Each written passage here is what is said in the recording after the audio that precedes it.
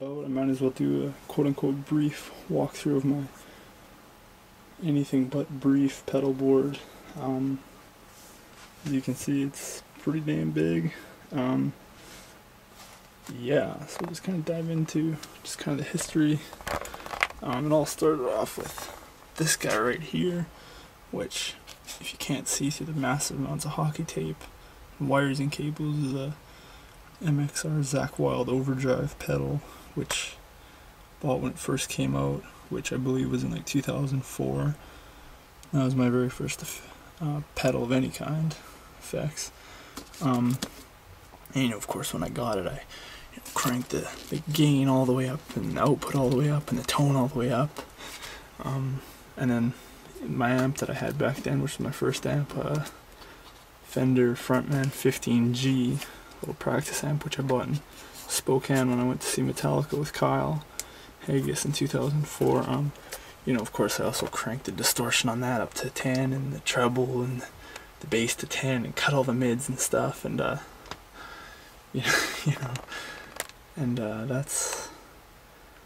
was my first kind of setup, and my Sears Nova guitar that I bought in 2003.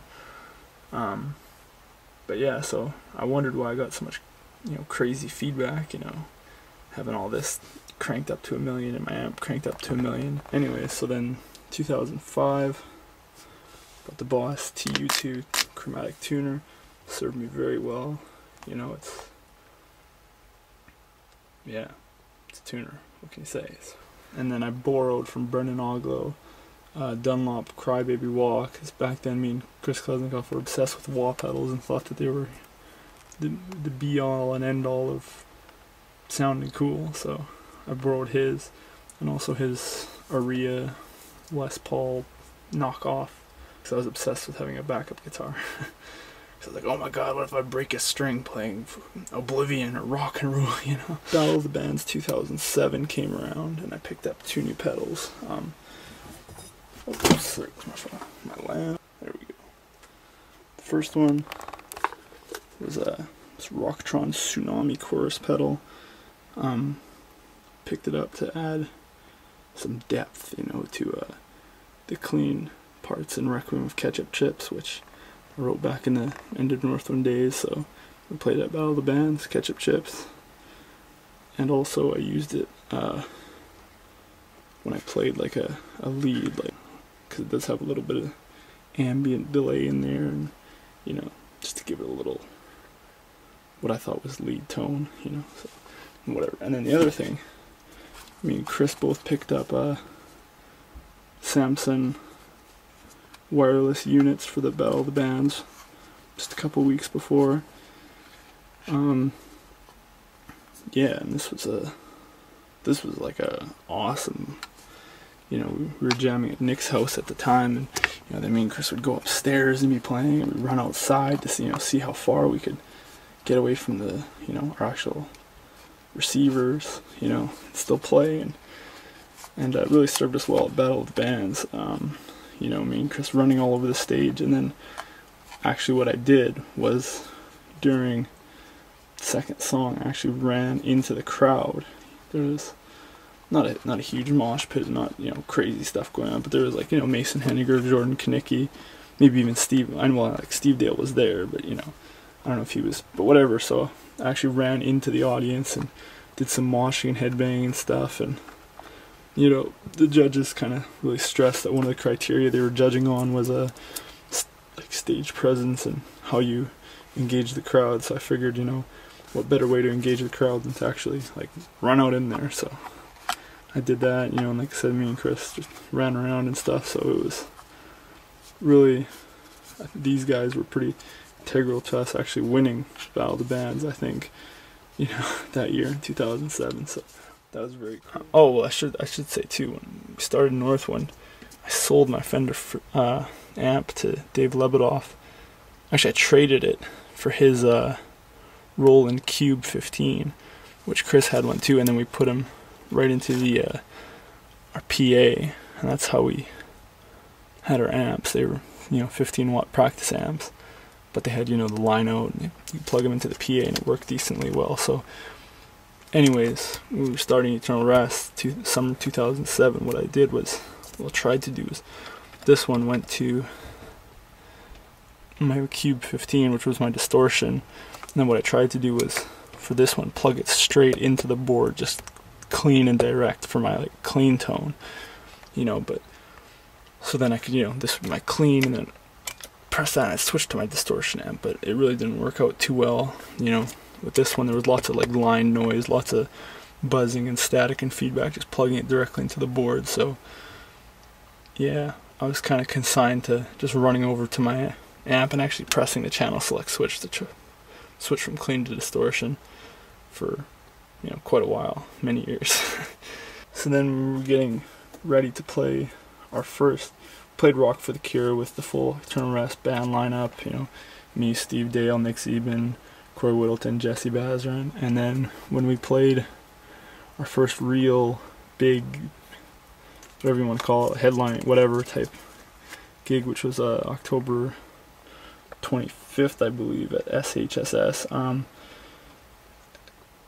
you know, Jesse left the band, whatever, we had a split with Jesse, whatever, so we didn't have synth keyboards anymore. And, you know, me and Steve and Corey and Nick too were talking about, you know, we really liked having the, you know, at least the ambience of keyboards and synths, you know, and the strings, at least just to add a little bit of extra depth. So, you know, we still wanted that sound.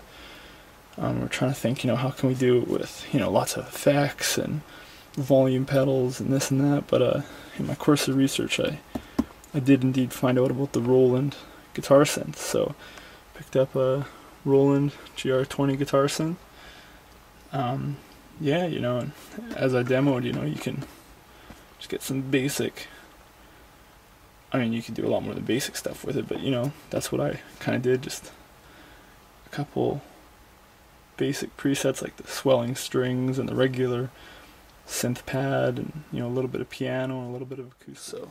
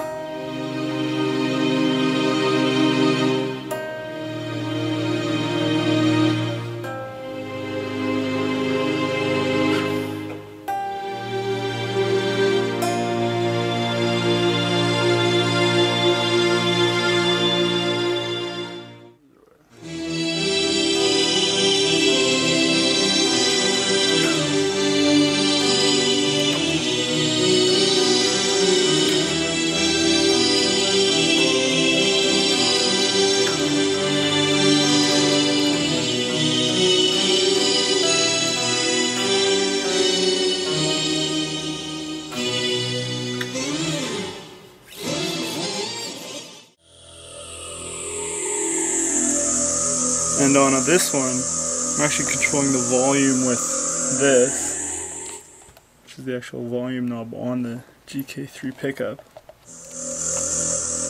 And then the actual foot pedal is controlling the resonance frequency. So there you can see, like, it's all the way down. And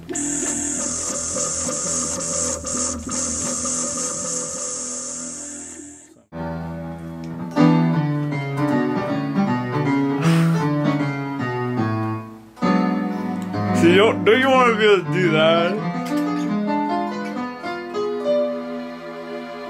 It's dope.